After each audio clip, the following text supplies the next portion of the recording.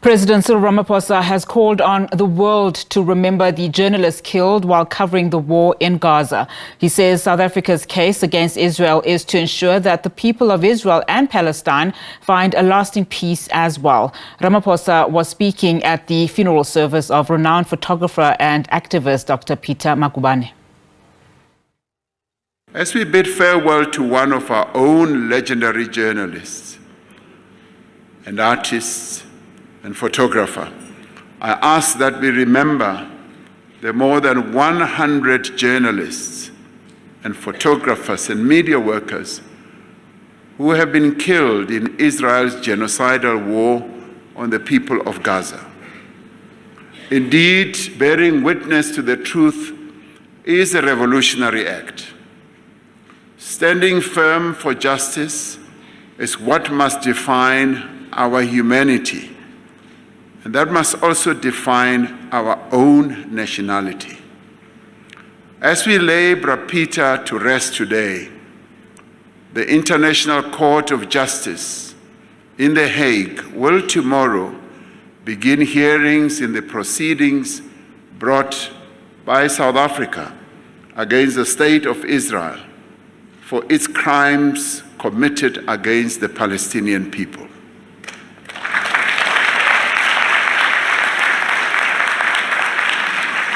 Our opposition to the ongoing slaughter of the people of Gaza has driven us as a country to approach the International Court of Justice as a people who once tasted the bitter effect of dispossession, discrimination, removals, racism, and state-sponsored violence. We are clear that we will stand on the right side of history. It is our fervent hope that just as we are able to reconcile, to make peace, that the peoples of Israel and Palestine will find a lasting and just peace as well. All right, so SABC News correspondent Alex Cardia now joins us live from Brussels just to give us a sense of what we can expect ahead of that ICJ case by South Africa against Israel. Alex, good afternoon to you, and thank you so much for your time. Well, we see President Cyril Ramaphosa has reiterated, that South Africa is heading to the International Court of Justice based on principle as it seeks justice for Palestinians. Just talk to us through how the two-day public hearings, which are starting tomorrow, of course, will unfold as both Israel and South Africa face off. Yeah, well, tomorrow, Thursday morning, the first hearing will take place, the start of this landmark historic legal action brought by South Africa to the International Court of Justice. The 15 ICJ judges will be joined by one Palestinian judge and one Israeli judge, bringing that total to 17. They will hear the opening arguments from South Africa's legal team tomorrow on Thursday in favor of what we call preliminary measures. So that would be what the conditions are on Israel whilst this case is ongoing. One of those conditions could be the International Court of Justice ordering Israel to cease all military action until a verdict is reached. Now, that will be the opening arguments in favor from South Africa on Thursday, and then the following day, on Friday, the Israeli legal teams will defend their case, pushing against these preliminary measures, either by arguing against them or by saying the court does not have jurisdiction to rule on these matters. That will be the time frame, and then certainly those preliminary measures, a decision will come in a matter of days, more likely a matter of weeks. But the case itself, a case about that 1948 Convention on the Prevention of Genocide, may take years really to reach a verdict. So when one looks at, South Africa's 84-page submission, and in its case to prove genocidal acts against Israel, it also bears bare, the humanitarian crisis in detail since the 7th of October attack. I mean, how crucial will this information be as it highlights, on the blockade on food, the destruction of essential health services for mainly pregnant women and babies, and also as it stands? I mean, it's important to note that aid agencies are reporting that more than 85% of Gaza's 2.3 million people people have been displaced. Just talk to us about what then the document entails in as far as that.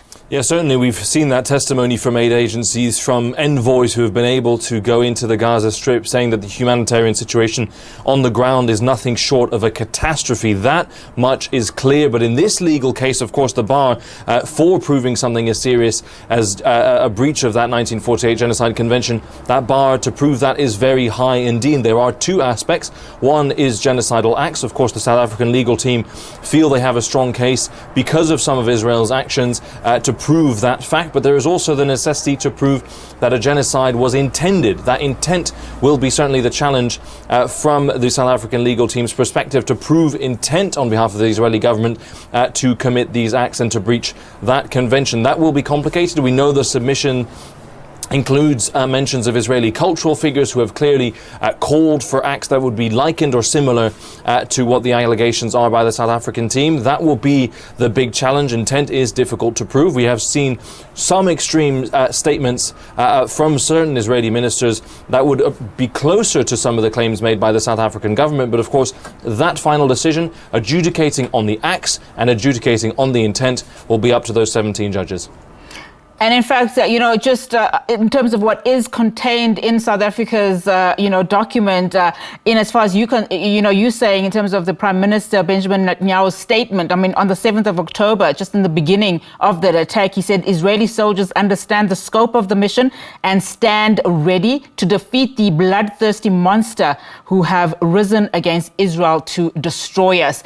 Now, of course, we know, what is contained in parts in terms of this document.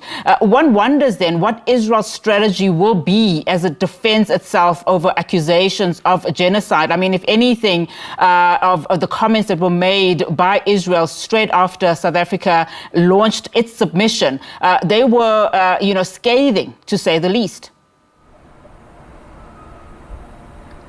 Yeah, absolutely. Very, very strong pushback from Israeli officials, using an anti-Semitic trope, in fact, calling it blood libel. That was the first statement from Israeli spokespeople, and then saying that actually the legal action made South Africa complicit in the Hamas terrorist attack of the 7th of October. Now, extremely strong language from the Israeli government. Now, looking at that legal strategy, one of the issues we can expect to see is the explanation that although civilian loss of life has happened, there will be no denial of that, of course, but certainly seeing it more as an unfortunate and unavoidable consequence of this conflict. And that will be the defense by Israel, making it clear that they had no intent, certainly, to commit atrocities of the scale that South Africa is claiming. That will be the core of that Israeli defense. And I was speaking to an Israeli former diplomat just a few moments ago who said the feeling, politically at least in Israel, is one of disgrace in the face of this lawsuit, saying that actually that Israel had been the victim of a terrorist attack by Hamas where more than 1,000 Israeli civilians were killed, and so hence the force of that response. But legally speaking, they will focus on the fact that civilian deaths, though unfortunate, are just collateral damage in this conflict.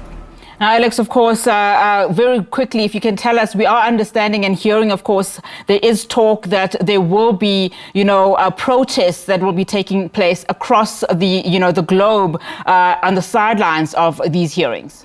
Yeah, absolutely. And this case will really concentrate and focus a lot of those, both sides of this argument. It is possibly the most polarizing conflict in the world today, not just between Palestinians and Israelis, but within societies over in South Africa, here in the European Union, in the UK, in the United States. We have seen strong protests, strong divisions along the polarized and divided lines of this conflict, and that will certainly be the case. I imagine security around the Peace Palace, around the International Court of Justice in The Hague will be very, very tight, but we have seen, particularly on social media, a lot of protests, a lot of demonstrations being organized around the world in support of this case and also expressing their opposition to it. So it'll be a tense few days in The Hague to come.